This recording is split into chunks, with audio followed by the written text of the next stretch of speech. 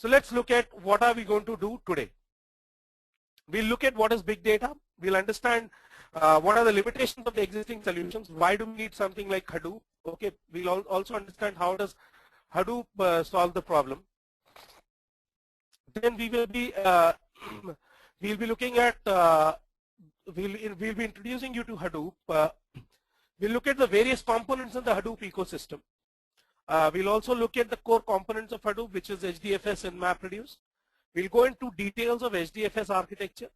We will also understand how does the MapReduce job execution work. We'll understand terms like rack awareness. We'll also understand how does a file read and write happen in Hadoop. And then we'll also take a sneak peek on the Hadoop 2.0 architecture. Okay. Okay, so what is big data? Now, I'm sure everyone has heard about big data. Everyone has done their own research on big data till now, and they know what is referred as big data. But let me also tell you what big data is according to me. Now, not very different than what you've thought. It's lots and lots of data. That's what it's called. That's why it's called big. Now, it is not in megabytes or gigabytes when the data reaches terabytes and petabytes. And if the data is really large and complex in the sense that it is not not just structured data, a lot of unstructured and semi-structured data is called big data. And there are a few definitions associated with big data where they say that, okay, big data, when you have large amount of data flowing in your system, okay, at a big speed and a big variety of data like big streams from, if you click on something on, say, a like or a share on Facebook, that contributes to big data. Large amount of videos, audios which are shared is called is big data. The amount of data which is the kind of data which is shared in, say, I mean, the amount of data, the customer data which you get, the kind of customer behavior data which you get in large organizations, that contributes to big data. Why are people so crazy about big data these days? What does big data help in? So yes, so this is basically the motivation about, see, everyone had a lot of data. It's not that data has come today, but there was not many ways of analyzing that data. Okay, so with tools like Hadoop coming in, it has become much more easier to analyze that data. Okay, and you can do predictive analysis, you can do trend analysis, you can look at customer behavior, you can run specific campaigns for customers, you can do say a fraud analysis using big data. So lot of domains are finding applications there. It's all started with social media, but now, I mean, right from banks to retail, we'll be looking at some examples to government. Everywhere people have started realizing the power of big data analytics, and they are doing analytics there. Okay, so now there is an example here which says New York Stock Exchange generates about 1 terabyte of new trade data per day to perform stock trading analytics to determine trends on optimal trades. Now, if you look at 1 terabyte of new trade data per day, and no trade analysis is done based on a single day data, right? It is done based on a data over years or months. So you can imagine the kind of data you have to crunch, and you need to have all that data in single place, and there has to be a tool which can actually crunch such huge amount of data. Okay, we will be looking at so that's the amount of data we are talking about. Now there are various applications, various places where you will find this data. Mostly the data which we deal with when we talk about big data is unstructured data. Okay, so in this section we will be looking at some of the big data customer scenarios. We'll be looking at what are the use cases where people are using big data analytics. Okay, so eBay, for example, is using a lot of it in web and e-tailing, which on eBay, if you've gone there, you'll see a lot of recommendation engines which will say that, okay, the people who bought this also bought this, right? You've seen that, something like that, everyone? Has everyone seen that? If you try to check out something from either eBay or a Flipkart, it will say, okay, people who bought this also bought this. So that recommendation engine is done using big data analytics. In fact, Mahout is the tool which is used on for doing that, the building recommender systems. Okay, I'll talk about Mahout as well, so don't worry about that. Then ad targeting, I've already spoken to you about ad targeting, where on a specific customer you can target your ad based on his behavior. So that's one place where people use big data a lot. Improving the search quality and click fraud detection. So for example, if you have ad on Google and there is someone who keeps on clicking that ad every time using a bot, for example, Google has to make sure that that ad is not charged for. Okay, so even if you go and click a single ad 100 times on Google, it is not that the advertiser will be charged for that. Okay, so that's also done using big data analytics by looking at who is actually doing that. Okay, then in telecommunications there is China Mobile, which is a large. I mean, Airtel also uses that. A lot of Indian mobile companies also use it. In fact, a lot of companies in the US also use Hadoop right now. So for network performance optimization, calling data record analysis, all this call data, for example, is unstructured data. Right? It's audio data. So if you have to do some analysis over that, if you have to look at, okay, and if you have to look at the performance of your value-added services schemes, so you have to analyze huge amount of data. How many people actually got and used that particular top-up plan which you gave, and what was the churn from there? So that is the kind of thing which that is the kind of analysis which we do using Hadoop here or big data analytics. Okay. And you also analyze your network to predict failures. Okay. So we want to know more of our customers. So basically, we want to know the customer behavior, the customer, the kind of, say for example, if I know these many customers actually, these many customers use this kind of schemes. Okay. So what I'll do is that I'll probably introduce a scheme where these customers will be, say for example, let's take an example. Now I have a segment of young customers who use a lot of phone in night, okay, but they are looking at competitors which are giving them free night talk time, okay. So that will lead to customer churn for me if I've not got that data analysis properly, okay. And if I have got that data analysis properly, I'll be able to prevent that customer churn by introducing a scheme like that. Does that answer your question, Vivek? So customer churn prevention is understanding your customer behavior and introducing specific schemes for our customers or a set of customers so that they do not go to competitors. Okay. So these are all the places where in telecom big data analytics is used. Okay. Now you've understood the application of big data analytics in retail. You've understood the application of big data analytics in telecommunications. Okay. So let's see what are the other use cases. Now in banks and financial services, JP Morgan Chase, for example, one of the largest banks. In fact, all the top 5 banks use Hadoop. Okay. In fact, top 3 of the top 5 banks use Hadoop, use the Cloudera Hadoop itself. Okay, so what are the kind of things which they use for Hadoop for? Basically, for modeling true risk. What that means is that you have to look at, okay, with a particular loan or with a particular transactions, what could be the risks associated with it. Say for example, a lot of insurance companies actually use big data analytics.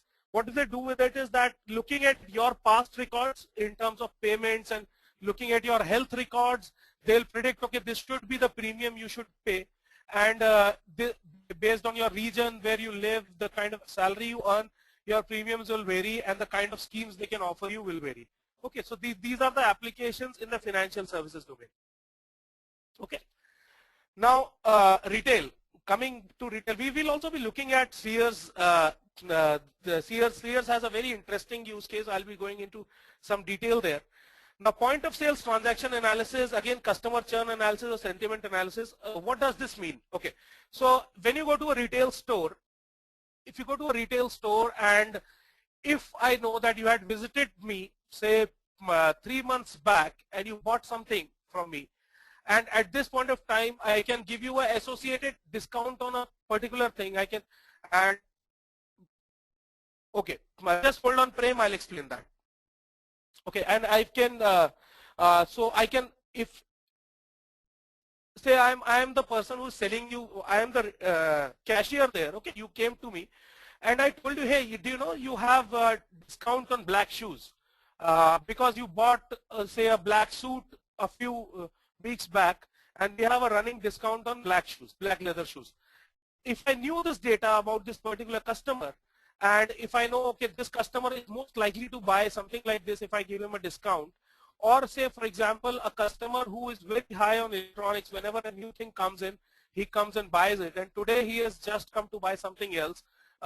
If I give him a discount on that, that's something which will really help me in selling more. So that kind of analysis a lot of retail stores do now.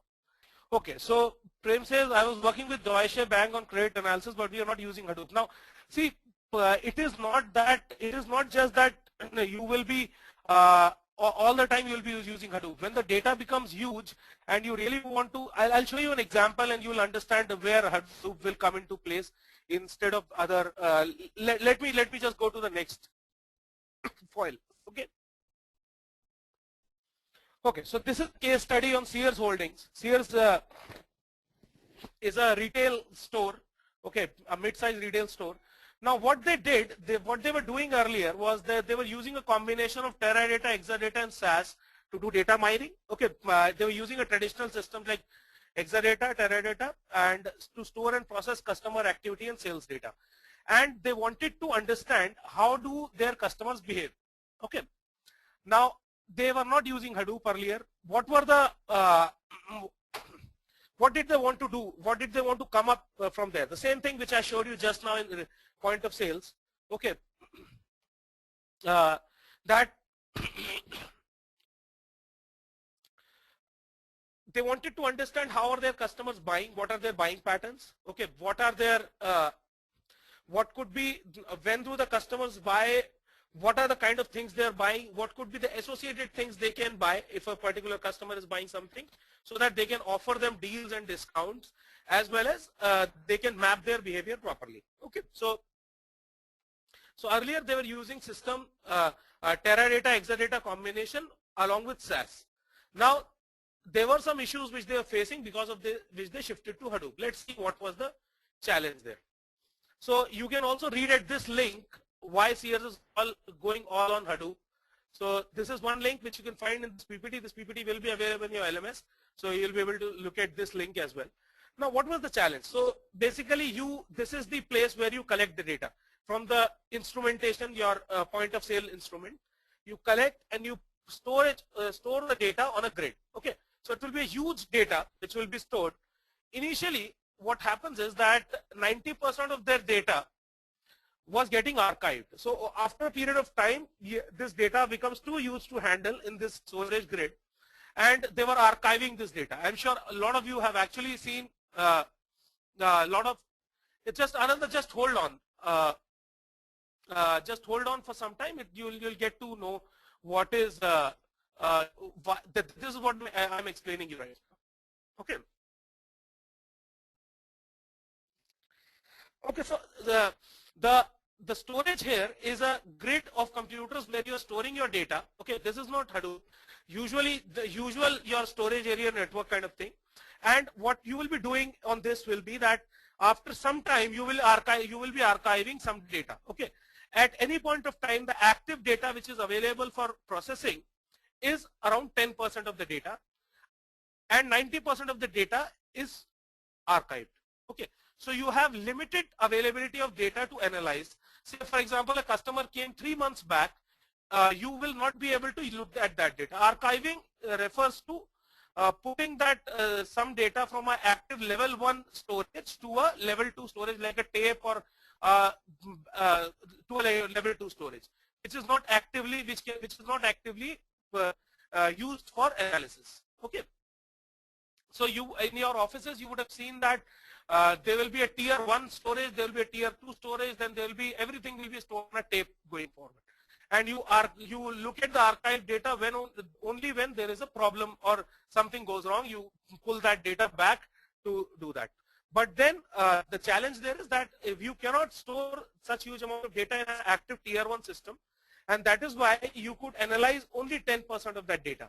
Now, if you analyze only 10% of that data, because the challenge here was that if you move it to a ETL compute grid, you will not be able to do that because of the limitations there. Now, this data goes into RDBMS, then you run your BIA interactive apps to get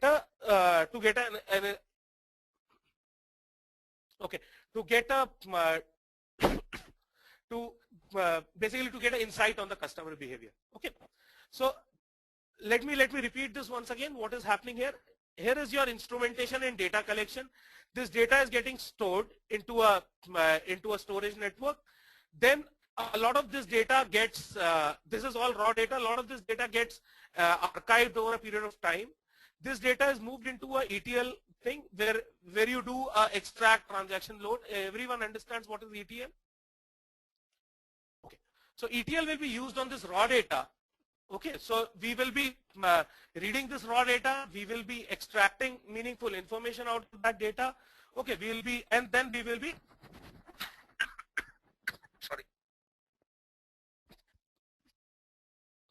generating reports out of that based on the business requirements. Okay, so there will be some SQL querying done there. We will be looking at more into ETL as we go into this course, but for now you can understand it this way, that it will be you move the data into a data warehouse, okay, where you will be analyzing this raw data, you will be reading this raw data, and you will extract refined data from this raw data, okay, and then move it into and generate reports based on that. Okay, so the challenge here is that only 10% of the data is available at any point of time to generate interactive reports which can give you insights into the customer behavior. Okay, so that's what Sears was also seeing. And what they did was something like this. So they removed this complete ETL and the storage grid with Hadoop. Okay, now this complete data is available at any point of time to do analytics. Okay, you don't have to archive any data. You can actually put all the data together and do all the analysis together. Okay. Okay, so the challenge which companies face is not about storing that data. The challenge is about retrieving that data at a very fast rate and putting it into a ETL kind of system. Okay, now what happens is that the storage sizes have gone up. They have scaled up beautifully. What has not happened is that the read speed from a storage is not increased. The read still happens at a very low speed. Okay, we will be looking at that in a while. So because of that, it is impossible to read all that huge data without using something like Hadoop. And I'll be telling you why, okay, in a while. So just hold on. Some of these things will become clearer as we move on. For now, you can just understand that with Hadoop, you are now able to utilize your complete raw data for analytics as compared to earlier system where you were using only 10% of that data. Okay. So the performance of getting data and everything we'll be talking about in a while. Okay, you will understand all those things. Okay, is that okay? Is everyone fine with that?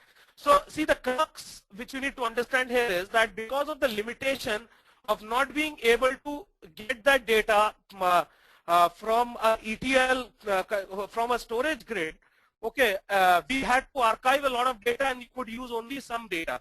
Okay, now Hadoop has solved that problem and you have the complete data available for analysis. How is it different from the storage grid is something which we'll be looking at in a while. Okay, we'll be also looking at security in Hadoop, not in this class, but later on, Satish. Okay, so is that clear to everyone, guys? How has Hadoop changed the fact that you can now analyze a larger amount of data as compared to a lesser data earlier?